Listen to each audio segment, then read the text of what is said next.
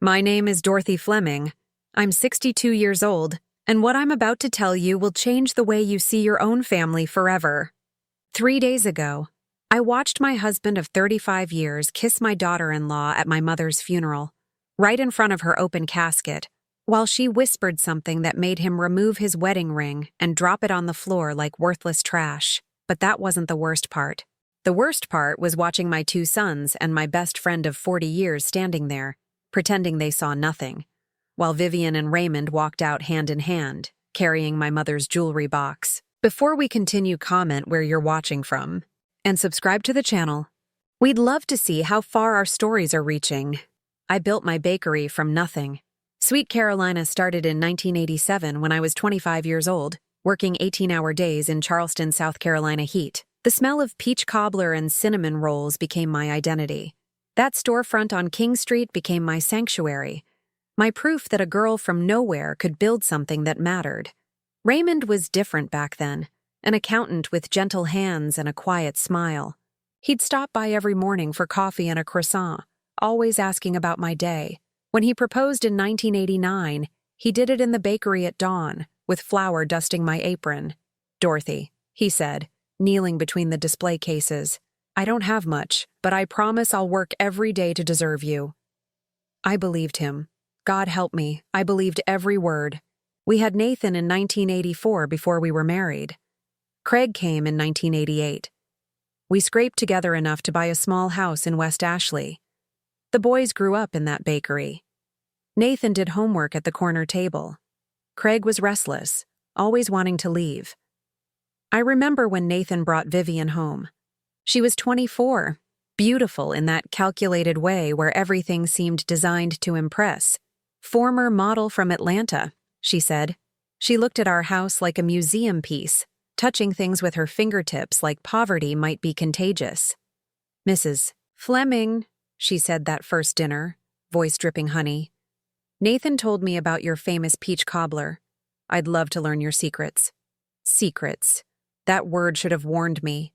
I spent weeks teaching her recipes my mother had taught me, 4 generations worth. She'd write everything in a leather notebook, perfect nails staying clean while mine were stained with fruit juice and flour. "These recipes could make someone rich," she'd say, smiling. I laughed it off. The recipes weren't about money.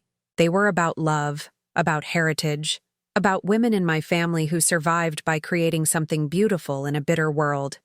Raymond changed 5 years ago, coming home late, smelling like expensive perfume, checking his phone constantly.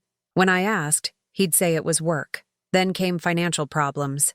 Raymond had always handled our money. But in 2023, bills piled up, mortgage late, utilities shut off. When I confronted Raymond, he exploded. "You think that little bakery makes you a businesswoman? I've been covering your losses for years." A lie. Sweet Carolina made $340,000 a year. After expenses, I cleared $85,000 annually. Solid money. That's when I discovered Raymond had been borrowing against the bakery without telling me. He'd taken a second mortgage on our house. He'd emptied our savings, $127,000 we'd been building for retirement. When I demanded to know where the money went, he just looked at me with dead eyes. "You'll find out soon enough." My mother died on March 3rd, 2024. Stroke, sudden and brutal. She was 89 years old. The morning she died, she'd been helping me prep dough, her hands still strong despite arthritis.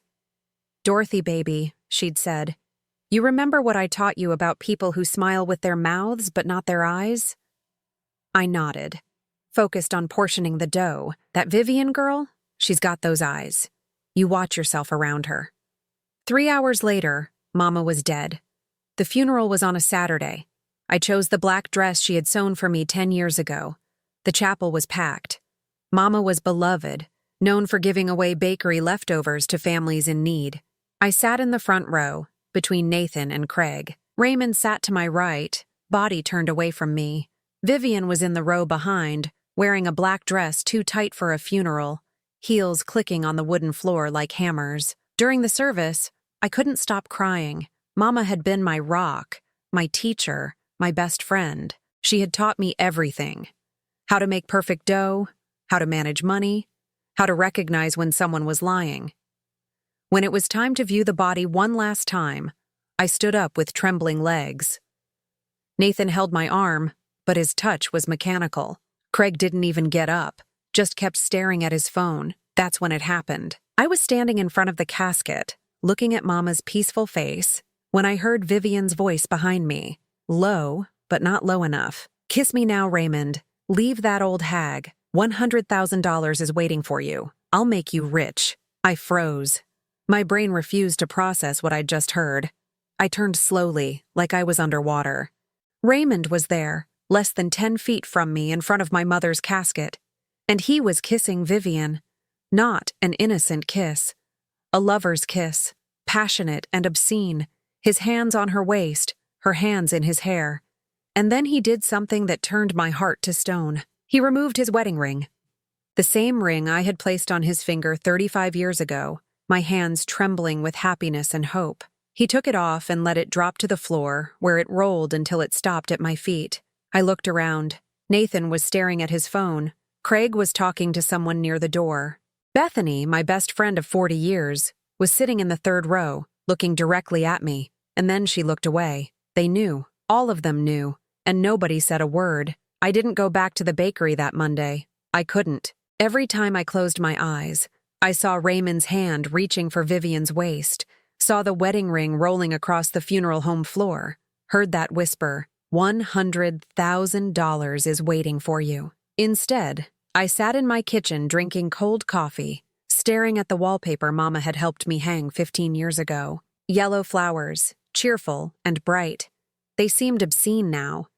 The phone rang at 7:42 a.m. Marcus Williams, my flower supplier for 18 years. "Dorothy, I'm real sorry about this," he said, voice tight.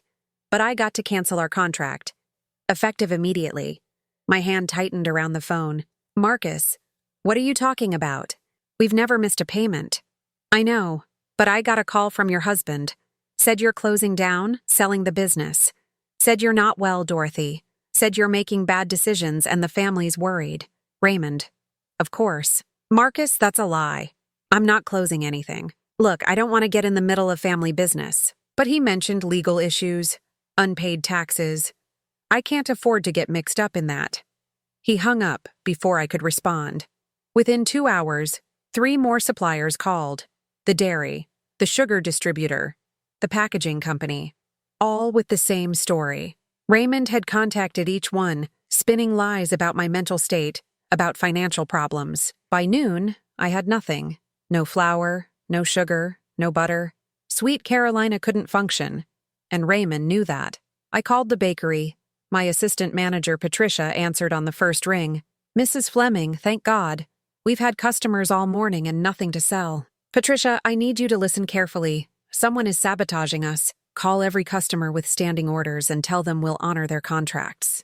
I don't care if I have to bake everything in my home kitchen. We will not default." "Mrs. Fleming." Her voice dropped to a whisper. "There's something else. A woman came by this morning. She had a key, let herself in through the back door like she owned the place." My blood went cold. What did she look like? Blonde, real pretty, expensive clothes. She walked around taking pictures, the equipment, the recipes on the wall, everything. When I asked what she was doing, she smiled and said she was conducting an evaluation. Vivian. She had my mother's keys, the ones from that stolen jewelry box. I drove to the bakery, breaking every speed limit.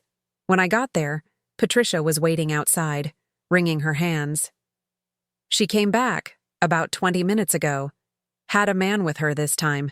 They were measuring things, talking about maximizing square footage. "Mrs. Fleming, what's happening?" I unlocked the door. Everything looked normal at first. But when I went to the office, I knew immediately something was wrong. The filing cabinet was open, papers scattered across the desk, and my recipe book, the leather-bound one where I'd written every family recipe, every secret my mother and grandmother had taught me, was gone. I heard the back door open, footsteps, then Vivian's voice sickeningly sweet. "Dorothy, I didn't expect to see you here." She stood in my office doorway like she belonged there, wearing white linen and pearl earrings. Behind her was a man in a cheap suit carrying a clipboard. "This is Mr. Harrison," Vivian said. "He's a commercial real estate appraiser. We're just getting some preliminary numbers." Get out. Now, Dorothy. There's no need to be hostile. We're family, after all. She smiled, and I saw what Mama had seen.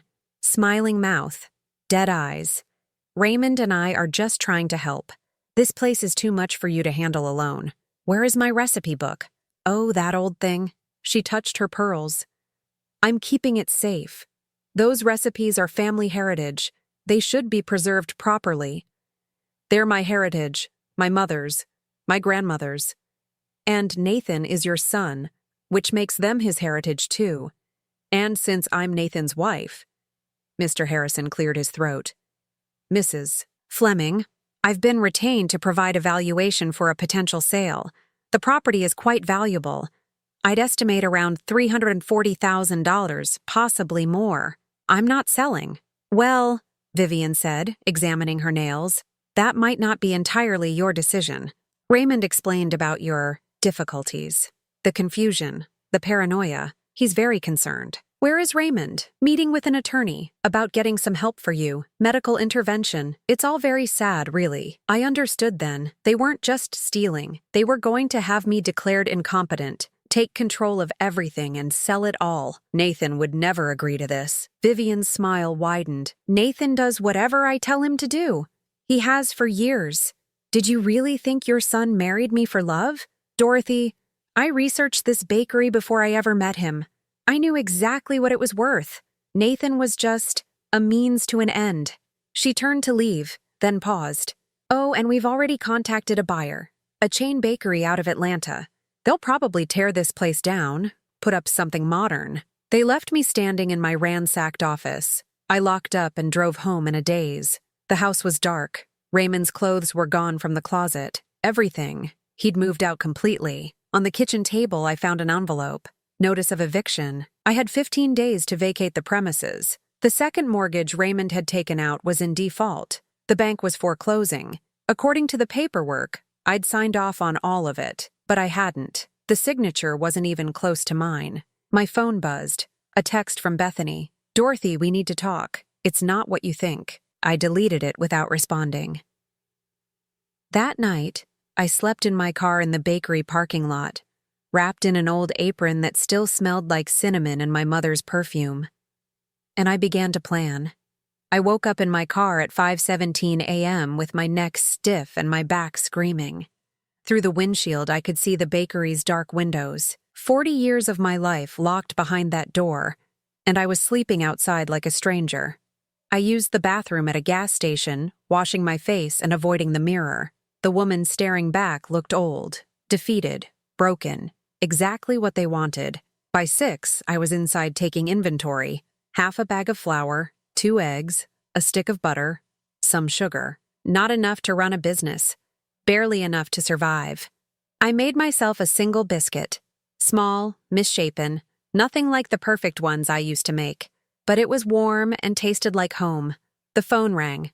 Patricia, my assistant manager. Dorothy, I'm so sorry, but I can't come in anymore. My husband said we can't afford to be associated with a failing business. I understand. No, you don't. Her voice cracked. I've worked for you 12 years. You were at my wedding. But Raymond called my husband last night. Said terrible things about you. Dorothy, I'm so sorry. She hung up crying. By noon, I'd lost everything. No supplies. No staff. No family. No home in 15 days. I sat on the floor and pulled out an old cardboard box from storage. Birthday cards from the boys. Photos of Raymond and me on our wedding day. A dried flower from Mama's garden. At the bottom, a small journal with a faded blue cover. I opened to a random page. My handwriting from 30 years ago. May 15th, 1995. Raymond came home drunk. I could smell perfume on his shirt. Not mine. He got angry when I asked. Said I was paranoid. But sometimes I look at him and think, this man doesn't love me. Never did. He loves what I can give him. Safety, stability, a place to hide. I'd written that 30 years ago and forgotten it. Or forced myself to forget. More pages. Entry after entry of the same pattern. Raymond's distance, his coldness, the way he'd pat my shoulder like I was furniture. July 3rd, 1998. Nathan asked why Daddy never smiles at me the way other daddies smile at their wives. Nathan looked at me with those wise little eyes and said, "Mama, you deserve someone who smiles." I closed the journal and pressed it against my chest. A knock on the door. Through the glass, a figure. For a moment, I thought it might be Nathan. It was Craig. My younger son stood outside with his hands in his pockets. I unlocked the door. "Mom," he said. Not warmly, just a statement. "What do you want, Craig? We should talk." I stepped aside. He walked through slowly, examining the empty shelves. "Place looks rough. Your brother's wife stole my supplies. Your father emptied my accounts." "Yes, the place looks rough." He pulled a folded paper from his jacket. "I have a solution. I'm prepared to buy the bakery from you." "The bakery isn't for sale." "Everything's for sale, Mom." He unfolded the paper. A purchase agreement. I looked at the price. 100. "It's symbolic," Craig said, not meeting my eyes. "The real value is taking over the debts. I'd be doing you a favor. You walk away clean. $1. I started laughing. A horrible sound. "You want to buy my life's work for $1? Be reasonable. The place is finished. No supplies, no staff. In 2 weeks, you'll be homeless. The bank will take everything. At least this way you maintain dignity." Dignity. The word tasted like poison. "I'm offering you a way out." "Where's Nathan?" Craig's jaw tightened. "Vivian keeps him busy." "And you? What does Vivian give you for being her errand boy?" His face flushed. "This is about family." "I see." I walked to the door and opened it. "Get out." "Mom, you're being irrational." "Get out!" My voice echoed. "Tell Vivian and Raymond and your brother, I am not selling. Not for $1, not for 1,000,000. They can drag me out in handcuffs before I hand over what my mother built." Craig folded the paper slowly. "You're making a mistake. You're trying to rob me. There's a difference." He walked to the door, then paused. "You always did love this place more than you loved us." The words hit like a slap. I loved you both more than my own life. I gave up everything for you. And this is what you learned? How to steal from your own mother. "We learned from Dad," Craig said quietly. "He taught us love is transactional, that people are resources. You want the truth? We've all been using each other for years. At least I'm honest about it." He left. I locked the door and slid down to the floor. The sun was setting, painting the walls orange and gold. I pulled out my phone. Bethany's text. "Dorothy, we need to talk. It's not what you think." 40 years of friendship. Could she really have been part of this? I deleted the message. That night, I slept in the back room on flour sacks. I dreamed of Mama teaching me to braid dough, her hands guiding mine. "Baby girl, the secret ingredient is always love. Without love, all you've got is food. With love, you've got magic." When I woke at dawn, I knew what to do. I couldn't fight them the way they expected, but I could fight them the way Mama taught me, with patience, with strategy, with cold, calculated precision. I found my old accountancy books in the back office. I'd done Raymond's books when we first married. I still remembered the formulas, the patterns that revealed when numbers didn't add up. And Raymond's numbers, I suspected, hadn't added up in a very long time. 15 days until eviction. 15 days to build a case. 15 days to become what they feared most, a woman with nothing left to lose. I spent 3 days going through every financial document in the bakery's office. Old tax returns, bank statements, receipts. Raymond had been careless, thinking I'd never look. He was wrong. On the 4th day, I found it. A storage unit receipt. Unit 247 at Secure Store on Highway 17.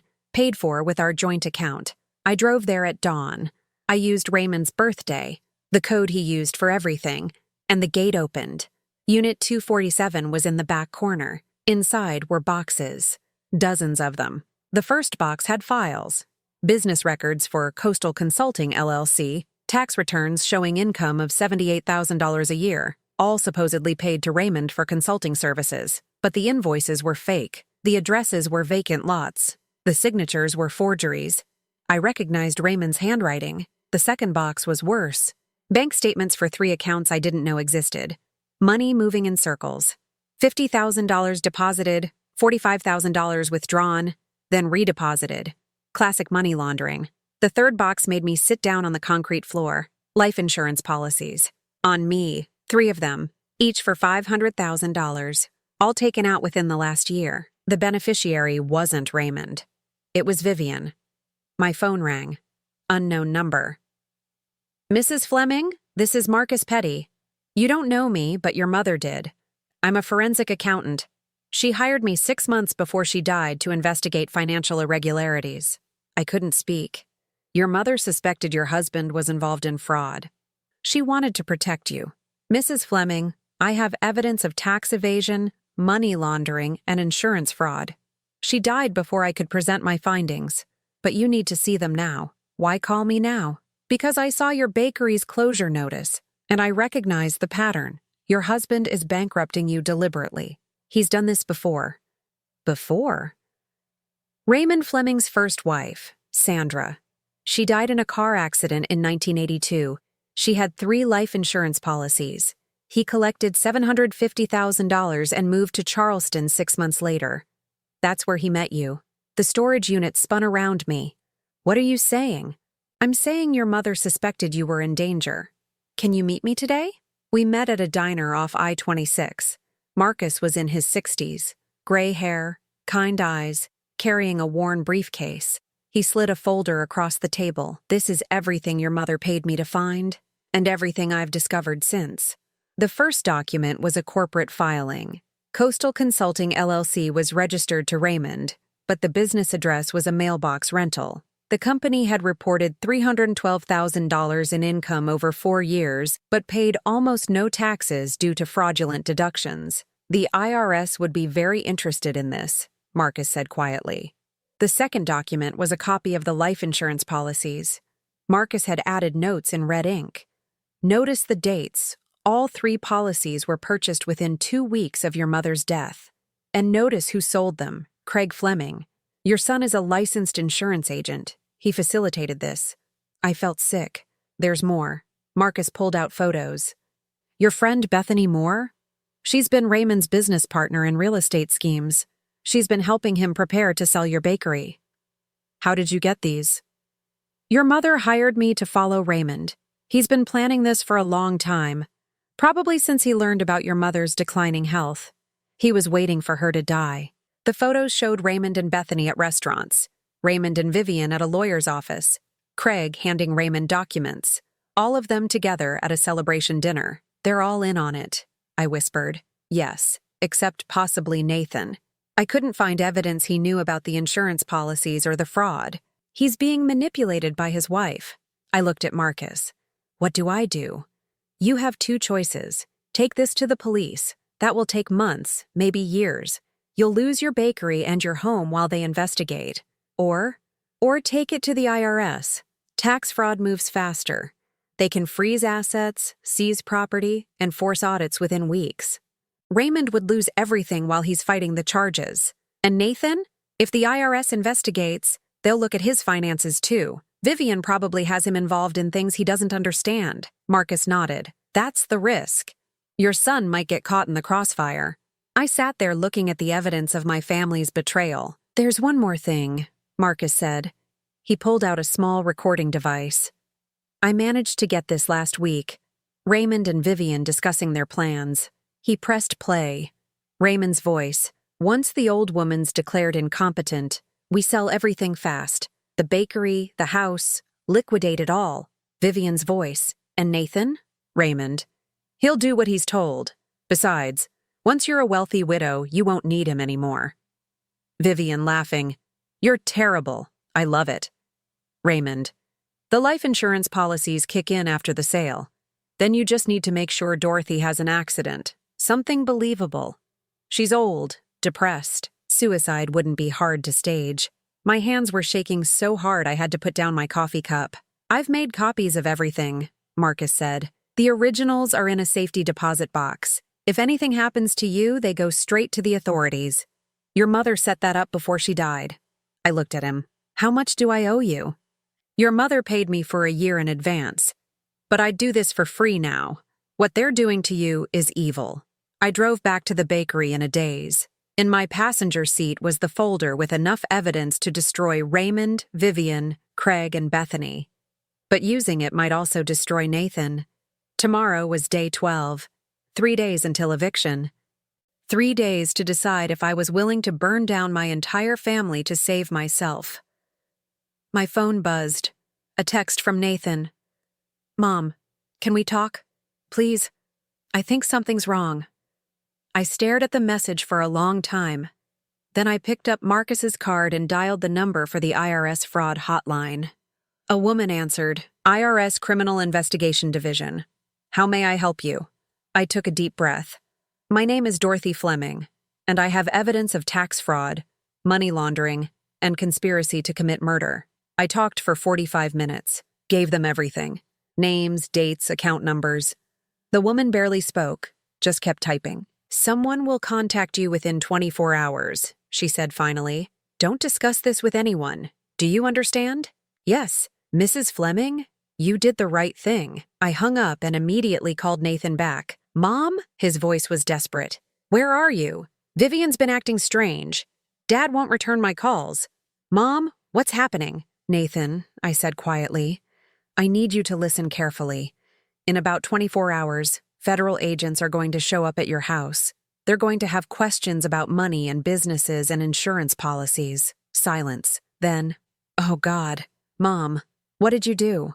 "I saved us both, but you need to cooperate with them completely. Tell them everything you know. Don't lie to protect anyone, especially not Vivian, because the only person who can save you now is you." "Mom, I swear I didn't know." "I know, baby, I know. But it's time to choose, your wife or your life, because you can't have both." I hung up and sat in the dark bakery parking lot, waiting for the world to explode. The IRS moved faster than I expected. At 6:47 a.m. the next morning, my phone rang. "Special Agent Catherine Mills, IRS Criminal Investigation Division."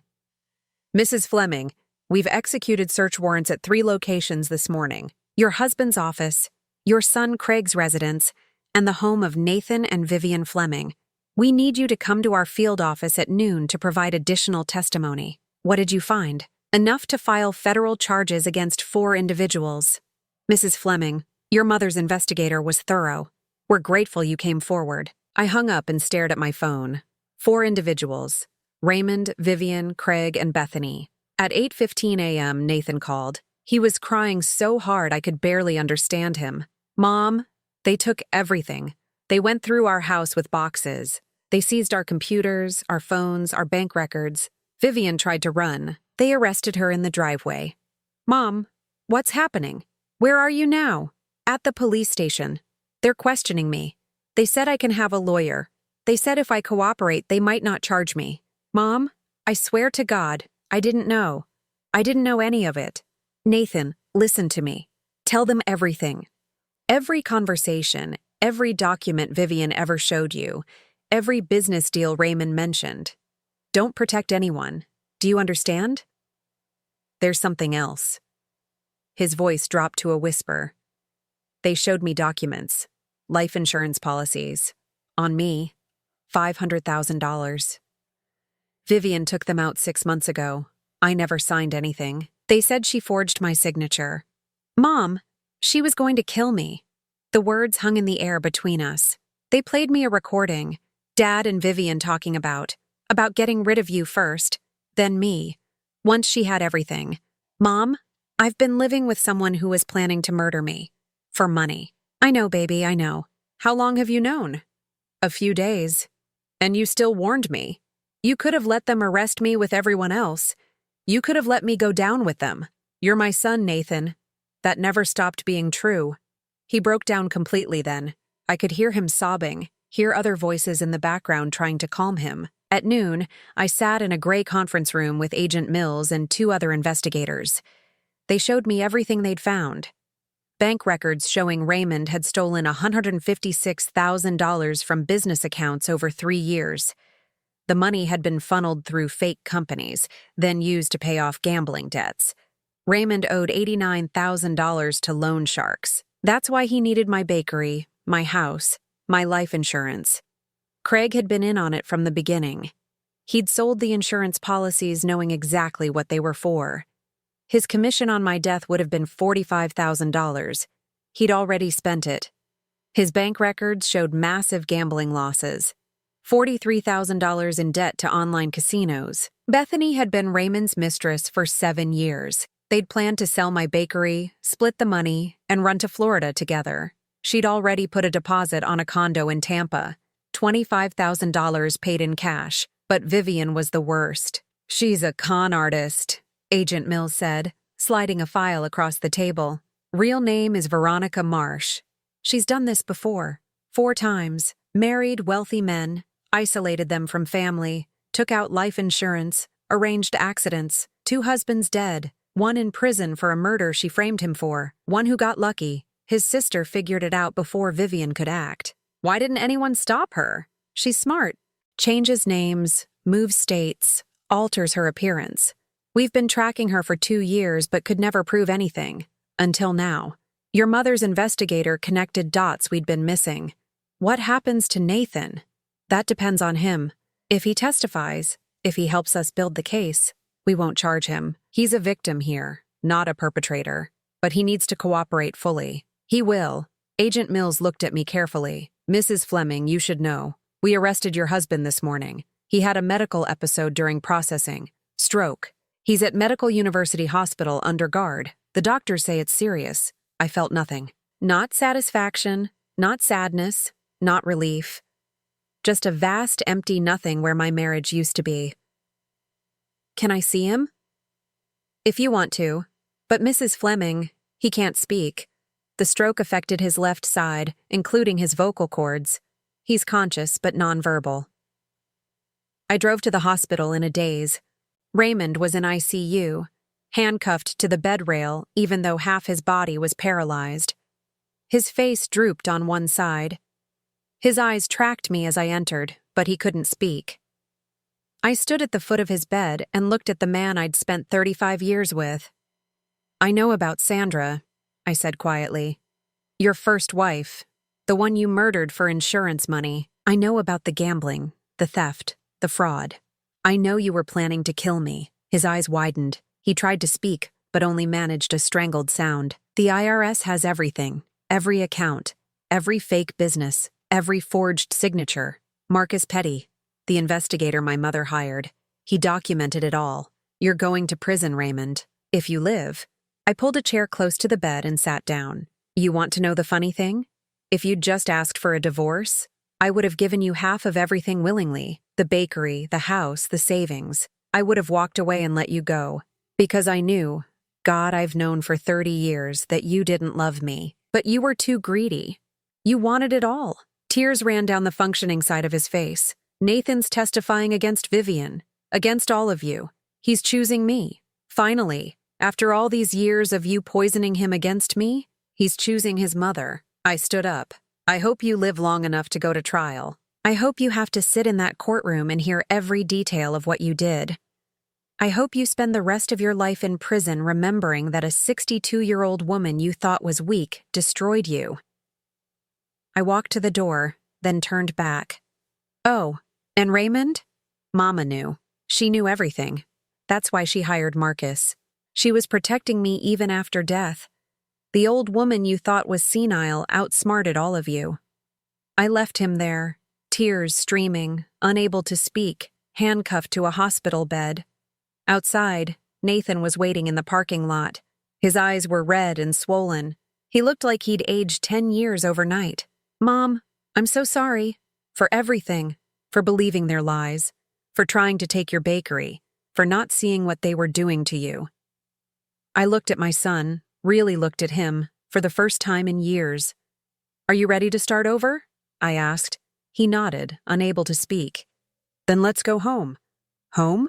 The bakery? We have work to do." As we drove away from the hospital, my phone buzzed. A news alert. Local woman arrested in multi-state murder-for-hire scheme. Vivian's photo, or Veronica's, filled the screen. They'd connected her to 2 murders in Georgia and 1 in Tennessee. Nathan saw it and started crying again. "She told me she loved me," he whispered, "every day. She told me she loved me." "I know, baby. I know. But I loved you more. I thought. And that's why you're still alive. 3 months later, Sweet Carolina reopened. Nathan and I stood outside at dawn, looking at the freshly painted sign. He'd spent 2 weeks sanding and repainting it himself, refusing to hire help. "I need to earn this," he'd said. Inside, the ovens were warming. The smell of cinnamon and peaches filled the air. We'd spent the previous day making Mama's famous peach cobbler, the recipe Vivian had stolen, but never understood. "Why peaches?" Nathan asked as I showed him how to slice them just right. Not too thin, not too thick, exactly a 1/4 inch. Because Mama said peaches are honest. They're sweet when they're supposed to be sweet, and they're firm when they need to be firm. You can't fake a peach. He smiled. It was the first real smile I'd seen on his face since the arrests. The IRS had finished their investigation. Raymond was indicted on 47 counts of fraud, tax evasion, and conspiracy to commit murder. The stroke had left him permanently disabled, but he was lucid enough to stand trial. His lawyer was trying to negotiate a plea deal. 20 years minimum. Vivian, Veronica Marsh, was facing federal charges in 3 states. 2 counts of murder, 4 counts of attempted murder, 18 counts of fraud. Her trial was scheduled for next year. She'd never see freedom again. Craig had done something spectacularly stupid. He'd tried to flee to Mexico with $31,000 in cash. He made it to the border before realizing he'd forgotten his passport. When he tried to bribe the border agent with $50, they arrested him on the spot. He was currently in federal custody, facing his own set of charges. His lawyer estimated 15 years. Bethany had shown up at the bakery 2 weeks ago. She'd brought flowers, cheap carnations from the grocery store, already wilting. "Dorothy, I'm so sorry," she'd said, tears running down her face. "I never meant for things to go this far. Raymond said you were going to be fine. He said it was just business." I'd taken the flowers from her hands and held them up to the light. "Even your apologies are cheap, Bethany." I'd handed the flowers back to her and closed the door. She was facing 5 years for fraud and conspiracy. The prosecutor had offered her a deal if she testified against Raymond. She'd taken it. The financial damages were staggering. The IRS had seized everything Raymond and Vivian owned: their house, cars, bank accounts. They'd fined Raymond $287,000 in back taxes and penalties. The life insurance companies had sued for fraud. Nathan and Vivian's house had been foreclosed on by the bank, $195,000 in debt. But Sweet Carolina was mine again, fully mine. Marcus Petty had helped me navigate the legal mess. The second mortgage Raymond had forged was invalidated. The bakery's accounts were unfrozen. The suppliers who'd dropped me came crawling back with apologies. I'd accepted some, rejected others. "Actions have consequences," I'd told them. Nathan moved into the small apartment above the bakery. It was tiny, just a bedroom, bathroom, and kitchenette. But it was clean, and it was safe, and it was paid for. "Mom," he'd said that first night, looking around the sparse room, "I don't deserve this." "No," I'd agreed, "you don't. But I'm giving it to you anyway, because that's what mothers do. We love you even when you don't deserve it." He'd cried then, real tears. Not the manipulated tears I'd seen so often, but genuine grief for everything he'd lost and everything he'd almost become. Working together wasn't easy. There were days when I'd catch him looking at his phone and I'd wonder, was he texting Vivian? Was he still in contact with people who wanted to hurt me? Trust, once broken, doesn't heal cleanly. I'd hired a lawyer to oversee all financial transactions. Nathan had signing authority for daily operations, but anything over $500 required my approval and the lawyer's review. Nathan hadn't complained. "I understand," he'd said. I'd do the same thing. My lawyer had also helped me draft a new will. Very specific, very airtight. Nathan would inherit the bakery, but only if certain conditions were met. No gambling, no unapproved business ventures, quarterly financial audits, and if he ever tried to sell Sweet Carolina, the entire estate would go to charity. "It's harsh," my lawyer had said. "It's necessary," I'd replied. One evening in late November, Nathan found me in the back office, holding my old journal, the one with the faded blue cover where I'd written all those painful truths 30 years ago. "What's that?" he asked. "Evidence that I knew?" I said quietly. Evidence that I saw who your father really was and chose to stay anyway. Because I thought that's what good wives did. Endure. What are you going to do with it? Burn it. We took it out to the alley behind the bakery. I dropped it into a metal trash can and Nathan handed me a match. The pages caught quickly, curling and blackening. All those years of pain going up in smoke. Do you think you'll ever forgive him? Nathan asked, watching the flames. Forgiveness isn't something he gets to have. Forgiveness is something I choose to carry or not carry, and I choose not to carry him anymore. What about me? Do you forgive me? I looked at my son, 40 years old, gray showing at his temples, hands scarred from 3 months of hard bakery work. I forgive you for being weak. I forgive you for being manipulated. I forgive you for not seeing what was right in front of you. I paused. But I will never forget, and I will never fully trust you again. That's not cruelty, Nathan. That's survival. He nodded slowly. That's fair. The bakery did well, better than it had in years. Customers who'd heard our story came to support us. Local news did a feature on the grandmother who took down a crime ring. I hated the attention, but it brought business. Nathan learned quickly.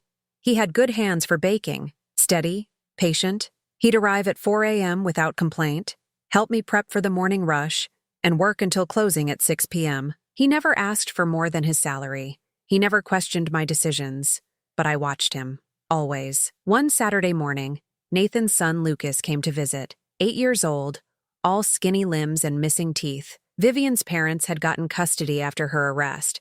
They brought him by once a month, supervised visits only. Grandma Dorothy. Lucas hugged me tight. Can you teach me to make cookies? I looked at Nathan. He nodded, permission granted. Lucas and I spent the afternoon making sugar cookies. I showed him how to measure flour, how to cream butter and sugar, how to know when dough was just right. My mom's in jail, Lucas said suddenly, very matter of fact. Dad says she did bad things. She did, I said gently, very bad things. Are you mad at my dad too? I looked across the bakery to where Nathan was cleaning tables, his shoulders tense, listening to every word. I'm disappointed in your dad, but I love him, and I'm proud of him for trying to make things right. Lucas thought about this. Grandma, can I come work here when I'm bigger? If you want to, and if your dad is still here. Where would he go? I don't know, sweetheart. Life is uncertain. That evening, after Lucas left, Nathan helped me close up. We worked in comfortable silence, the kind that comes from routine, not trust. Mom, he said as we locked the front door, thank you for giving me a second chance. Don't thank me yet. You haven't earned it. When will I have earned it? I looked at him for a long time. I don't know if you ever will, but we'll find out together. We walked upstairs. Nathan went to his apartment. I went to mine, the one I'd rented 2 blocks away. I still didn't sleep at the bakery. Too many memories of sleeping in my car, of being homeless, of losing everything. I stood at my window looking out at the Charleston night. Somewhere in a federal prison, Raymond was lying on a narrow cot, half his body paralyzed, knowing he'd spend the rest of his life in a cage. Vivian was in solitary confinement in Georgia, awaiting trial. Craig was in a detention center, his gambling debts following him even behind bars. Bethany was out on bail, her reputation destroyed, her friends gone, and I was here, alive, free, successful, but not whole, not healed, not trusting. I pulled out my phone and opened my banking app, checked the balances, reviewed the transactions, made sure nothing looked suspicious. I did this every night. I would probably do it for the rest of my life. Never again, I whispered to my reflection in the window. Never again will I be anyone's victim. Behind me, on my kitchen table, was a letter from my lawyer. Nathan had asked to borrow $5,000 to buy a used car. The lawyer was recommending I decline. I hadn't decided yet. Trust, I'd learned, wasn't something you gave. It was something someone earned. Slowly, painfully, over years, not months. And Nathan was only 3 months in. I turned off the lights and went to bed, my phone on the nightstand, my lawyer's number on speed dial. Just in case. This story was submitted by a listener who wished to remain anonymous. If you have a story of family betrayal and survival, send it to our channel. You're not alone. And remember, sometimes the best revenge is simply refusing to let them destroy you.